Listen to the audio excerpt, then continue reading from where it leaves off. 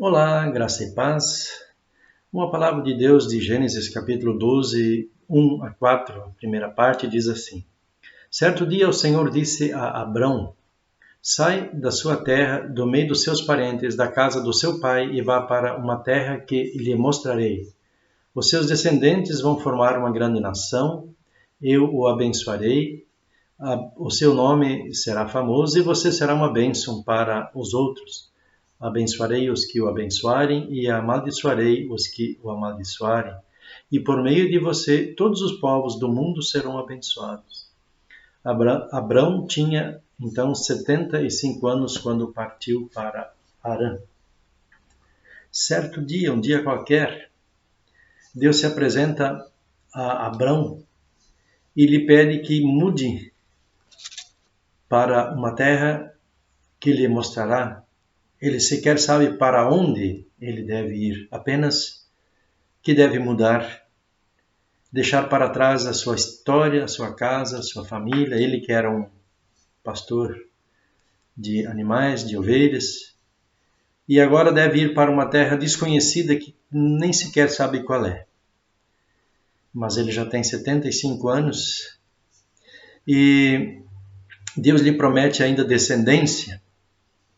Mesmo assim, apesar de tudo, ele não questiona a ordem de Deus e se coloca a caminho. Até Harã são 1000 quilômetros aproximadamente, por caminhos muito difíceis, passando por regiões desérticas, para depois percorrer mais 1200 quilômetros até o Egito e de lá voltar ainda para a terra de Canaã. Apesar de tudo, ele não questiona a ordem de Deus e vai. Ele ouve, ele não recusa o desafio e os seus riscos e precisa deixar para trás tudo o que conhece e se colocar em movimento, desinstalar-se, mudar. E são muitas as promessas que o acompanham. Uma vez Deus lhe promete terra, descendência, embora, como eu disse, já tivesse 75 anos, ele que foi com a sua esposa Sara e mais alguns familiares, Deus lhe promete um grande nome, mas precisa sair, precisa acontecer uma ruptura, uma desacomodação, ir para além do que de onde havia ido. E para ter um encontro e uma história com Deus, é preciso primeiro realmente ter um encontro com Deus, um encontro verdadeiro, transformador, e onde se ouve como ele ouviu. Esse é o segundo aspecto, ouvir o que Deus tem a dizer. Porque nós muitos temos um ouvido seletivo, nós só queremos ouvir quando as palavras são boas, quando se nos anunciam bênçãos, e não quando se nos colocam responsabilidades, e quando a palavra quer nos desinstalar, quer nos mudar. Nós estamos muito convictos às vezes e achamos que, enfim, estamos 100% certos e nem precisamos ouvir Deus, especialmente quando Ele nos desafia. Mas Abrão, que depois até de nome mudou para Abraão, ele se deixa desafiar por Deus, ele ouve e ele obedece. A obediência a Deus é o começo da grande mudança para ser uma bênção, para receber bênçãos de Deus, a obediência. E ele partiu, deixou para trás o velho, o que conhecia, porque Deus lhe havia dado uma missão de seguir adiante para uma terra que sequer sabia qual era. Deus, meus irmãos e irmãs, nos fala de muitas maneiras, também sobre as nossas responsabilidades. E como eu disse, nós preferimos ouvir as palavras de bênçãos, assim como preferimos lembrar as bênçãos e a riqueza que Abrão e depois Abraão recebeu, e não os seus erros, os seus tropeços, as suas queixas e a sua reclamação. Deus nos quer em movimento, e a ação é de Deus e não nossa, porque quando a ação, por exemplo, quando a ação foi dos homens, naquela historinha um pouquinho antes do capítulo 12, no capítulo 11 de Gênesis, quando fala da Torre de Babel, Babilônia, que é também a região onde antes vivera Abraão, que mais tarde se chamou Babilônia.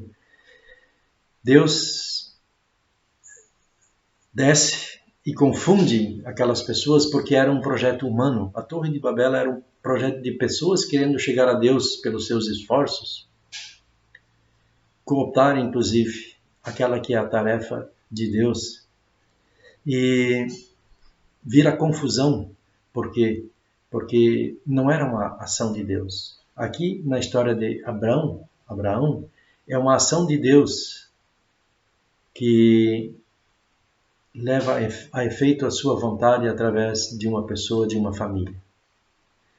E ele é a fonte suficiente de vida. E ainda assim nós muitas vezes procuramos outras duvidosas fontes e seguimos orientação às vezes de pessoas de uma história duvidosa. Deus quer que sejamos, como diz aqui para Abraão, fonte de bênção. Já pensou que coisa bonita você se imaginar e se colocar a serviço de Deus como uma fonte de bênção para outras pessoas? Pensar a vida como um instrumento de bênção a serviço de Deus e para o bem das pessoas. Era isso que Deus estava pedindo de Abraão, que ele se colocasse a caminho para ser bênção para os outros. Já pensou? Será que será que você, será que nós somos uma bênção para outras pessoas, para os que estão em volta, para os que estão bem perto, dentro da mesma casa? Muitas vezes erramos e acabamos não sendo essa fonte de bênção. Que Deus tenha misericórdia de nós. Deus precisava de um Abraão obediente para ser uma bênção e para que ele pudesse mostrar a sua mão na história, passando por desertos, passando por países, por nações, indo até o Egito. Deus precisava de Abraão, o primeiro Abraão e Sara, para serem bênção para outras pessoas. Mas para isso era preciso mudar. E nós temos que considerar que talvez nós tenhamos que mudar. Talvez não necessariamente de forma no aspecto geográfico, mas mudar o jeito de pensar. Porque às vezes com as nossas palavras, nossas brincadeiras e as nossas piadas, nós não somos motivo de bênção, mas sim motivo de sofrimento, de tristeza, de dor. Lembremos que até mesmo aquela promessa de descendência que parecia algo já impossível, Deus cumpriu.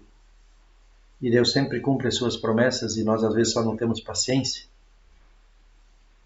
Mas também temos que lembrar que nós não somos os proprietários da bênção. A bênção é de Deus e é Ele quem leva a efeito a sua história através de nós quando nós somos obedientes. A grandeza na história de Abraão não é dele, é de Deus. É Deus quem toma a frente e vai com ele. E isso é importante que a gente ressalte nesse texto. Abraão não foi sozinho para a distante Harã, ou ainda mais distante, o mais distante Egito. Deus estava com ele, conhecia o caminho, conhecia o mapa, e o acompanhava e protegia e abençoava, como você pode ver nos capítulos seguintes, a partir de Gênesis 12, na bonita história de Abraão e Sara, ou Abraão e Sarai. Pense nisso, pense na grandeza de Deus, na presença de Deus. Ele que quer transformar vidas através da sua vida transformada. E para Deus não há impossíveis.